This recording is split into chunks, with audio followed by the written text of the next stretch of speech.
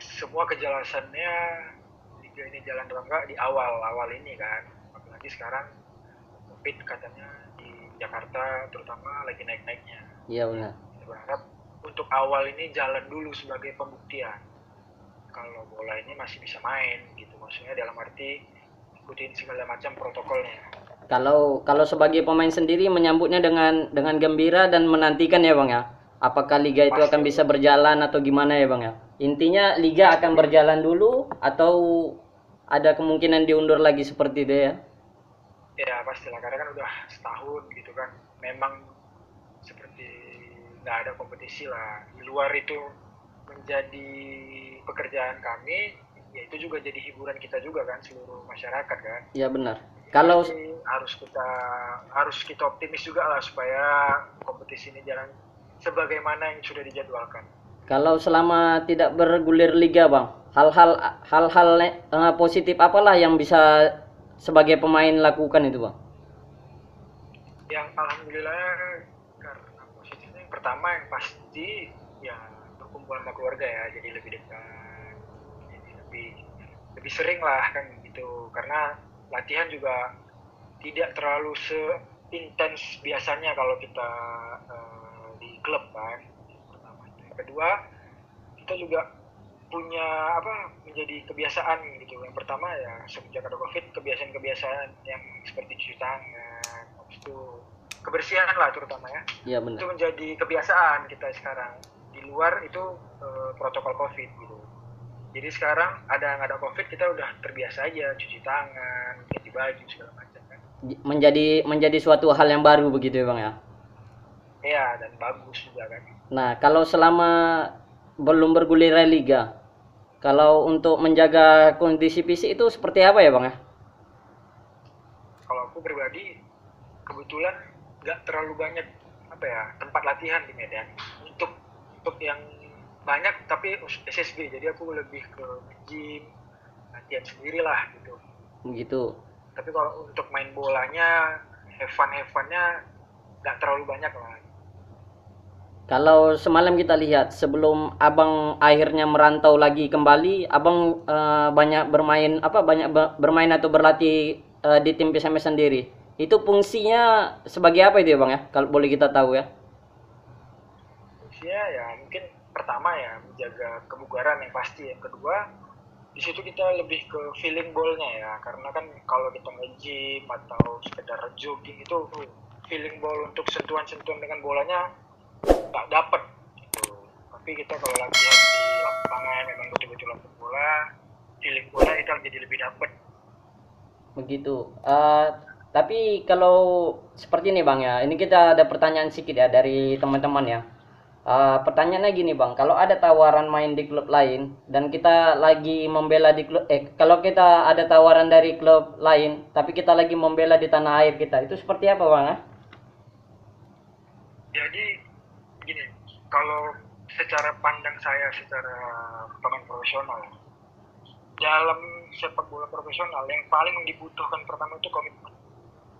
Jadi kalau kita mau dikontrak pun kalau kita tidak komitmen dengan tim itu akan menjadi susah pertama. Jadi kalau menurut saya, kita kalau sudah dikontrak di tim A, habis itu ada tim B yang mau sama kita, ya kita harus komitmen di tim A yang pertama itu, karena di situ kita pertama, si peminat klub itu yang pertama yang klub A ini. Nah, Jadi kita nggak boleh juga nah rayu kalau sama uang atau apa segala macam. kalau berbicara, kalau di situ kontrak kita di situ macam pra di situ, tapi kalau ada tawaran lain itu seperti apa sih, Bang? Kalau kita bicara prakontrak, jadi gini, kalau bahasa di sepak bola prakontrak itu ada apa ya, tanggal tenggat waktu, gitu kan. Jadi prakontrak, contoh kita prakontrak karena kompetisi belum jelas, kita prakontrak dulu sampai kompetisinya jelas. Nah, pertanyaannya, kompetisinya jelas itu kapan? Ya kan? Ya Dan benar. ketika kita sudah di prakontrak, itu apakah kontraknya itu nanti sesuai sama yang kita mau? Kan ada juga tim dia ngasih prakontrak karena dia nggak mau mengeluarkan uang banyak, jadi dia kasih prakontrak dulu, istilahnya mungkin uang transport atau apalah gitu kan. Oke. Nanti kontraknya didiskusikan lagi. Sementara Kalau setelah mau gulir liga pas kita negosiasi belum tentu deal secara nilai kontrak, bagaimana? Kan begitu. Benar-benar. Nah, kalau tidak ada kesetujuan dari kedua belah pihak, mungkin kita nggak sepakat di situ kan begitu. Benar, masalah di kontraknya kita bisa tidak sepakat. Kalau kita ambil contoh kecil, masalah nilai lah, seperti itu ya Bang ya. Nah, oke. Yang pertama iya. Oke, ini ada lagi pertanyaan dari beberapa supporter kita lah Bang ya, supporter kita Medan ya Bang ya. Ini orangnya menitipkan sama saya, paling dekat dengan siapa di dalam sebuah tim itu Bang, terutama di dalam tim PSMS yang sebelumnya. Kalau tahun lalu, yang terakhir lah ya saya di PSMS, saya tuh deket sama Rahmat Hidayat yang pertama pasti, karena dari awal main bola di Purwoduta sama-sama dia. Yang kedua saya sama Paulo dan Agung Prasetyo. Kalau untuk di tim yang barunya Bang? Kalau di mana? Di yang sekarang? Di yang sekarang di Mitra Kukar sekarang ya? Sekarang di Mitra Kukar ya sudah? Ya, di sekarang saya ada banyak. Saya lebih dekat ke teman-teman saya yang dulu pernah saya main sama, ada Randy Siregar, ya. Ada Firly yang pernah sama-sama saya itu. Kalau untuk kontrak sendiri, mereka kontrak jangka panjang atau kontrak satu musim? Satu musim. Satu musim. Jadi targetnya setelah satu musim akan mengadakan evaluasi atau seperti apa seperti itu ya Bang ya? Iya, kalau saya rasa sih untuk sekarang kebanyakan tim jarang untuk kontrak panjang karena begini. Ini yang tahun ini jadi apa enggak dulu itu masih abu-abu. Oke. Jadi masih takut-takut lah mereka kontrak jangka panjang. Nah, ini ada lagi pertanyaan. Harapan untuk Abang klub yang PSMS seperti ini sekarang ini seperti apa Bang? Kalau harapannya pasti ya, yang pertama saya juga sebagai pendukung PSMS. Saya berbicara sebagai pendukung bukan pemain. Pasti saya ingin PSMS dapat prestasi yang semaksimal mungkin. Amin. Sebagai seorang penggemar, sebagai seorang supporter gitu kan. Saya harap juga di luar, karena nggak ada yang bisa menjamin PSMS itu berprestasi sampai dia berusaha sendiri. Iya benar Bang. Ya saya harap ya mereka menunjukkan menunjukkan kalau bahwa PSMS ini bukan sekedar nama besar. PSMS ini ada marwahnya di situ. Marwahnya bukan marwah tim aja, marwah seluruh pecinta sepak bola Medan terutama. Kalau Abang masih ingat orang yang paling berjasa mengantarkan Abang sehingga sampai ke karir profesional? Yang mengantarkan saya kalau secara pribadi dulu almarhum kakek saya itu adalah wasit FIFA dulu sekali. Wasit FIFA. Jadi dari dulu satu-satunya wasit FIFA yang dari Sumatera Utara dulu kakek saya, almarhum kakek saya. Jadi alhamdulillah saya boleh tunggu Bang.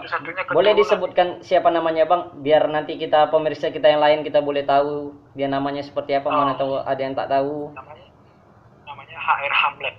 Yes, oke.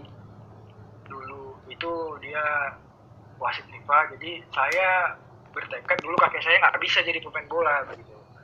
Jadi kebetulan rezekinya ada di saya meneruskan, dan alhamdulillah kakek saya juga almarhum juga pendukung PSMS.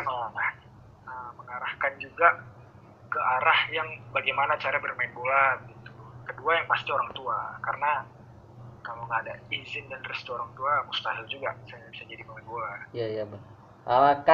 Karir Abang di PSMS berarti hanya satu musim kemarin ya Bang ya?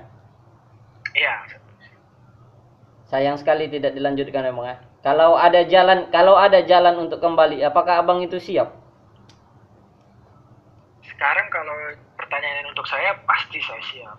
Kalau itu pertanyaan untuk saya, tapi kan begini, dalam tim keputusan bukan hanya ada di satu pemain, dan pemain itu juga tidak mungkin menawarkan dirinya untuk bermain di tim itu. Iya benar. Jadi saya punya prinsip saya begini, kalaupun saya tidak bisa bermain untuk tim daerah saya, minimal saya bisa membanggakan tim daerah saya dengan saya berprestasi di tim luar. Oke. Berapa lama sudah Abang menjadi sebuah pemain profesional? Ini pertanyaan dari kita juga. Saya memulai awal karir 2011. 2011 menjadi pemain profesional. Pertama kali ya. Pertama kali profesional. Di klub apa bang? Dan alasannya? Pertama saya di Produta. Alasannya karena dulu saya berada di akademinya Produta dan saya naik kelas, bahasanya naik kelas ke senior, dan itu pertama kalinya di Produta. Dan itu karir pertama kali di Produta, setelah itu di apa ya, di Mitra Kukar dulu atau di Semen Padang tuh? Saya 2011 sekitar 4 tahun di Produta sama Gozali sama Rahmadiyah juga. Kemudian saya pindah 2015-2016 ke Gresik, Persegres Gresik. Ya. 2 musim, 2015-2016. Kemudian 2017-2018 saya pindah ke Barito Putra. 2019 saya pindah ke Semen Padang. Ke Semen Padang. 2020 saya di PSMS Medan. Nah. Dan sekarang saya di Mitra Kukar. Oke, siap. Ini ya Bang ya. Ini pertanyaan dari, ya kita tahu sendiri lah Bang ya. Abang ini kan walaupun satu musim baru di PSMS, tapi begitu masyarakat Medan tahu Abang masuk ke dalam PSMS itu hari, banyaklah fans yang suka dengan Abang. Tapi banyak fans juga yang bertanya-tanya, kenapa M. Rifki bisa tidak diperpanjang atau bisa dia putuskan kontraknya? Ini sebenarnya saya nggak perlu saya bilang karena udah lama, tapi untuk klarifikasi aja, yang pertama saya pernah dengar, ini bukan saya menyalahkan pihak, saya tidak mau, saya cuma mengklarifikasi. Yang pertama, saya juga baca ada anggapan bahwa saya tidak deal dengan manajemen. Iya. Masalah harga itu salah besar. Kenapa saya bilang salah besar? Karena saya sudah deal dengan mereka, cuman memang belum ada ikatan kontrak. Karena kita sudah ada komitmen dengan manajemen bahwa harganya segala macam sudah deal. Cuman saya nggak tahu kenapa mereka tiba-tiba membatalkan. Alasannya saya nggak tahu. Dan yang saya dengar alasannya mereka mau mendatangkan pemain yang lebih baik. Oh, alasannya seperti itu ya Bang? Alasan mereka.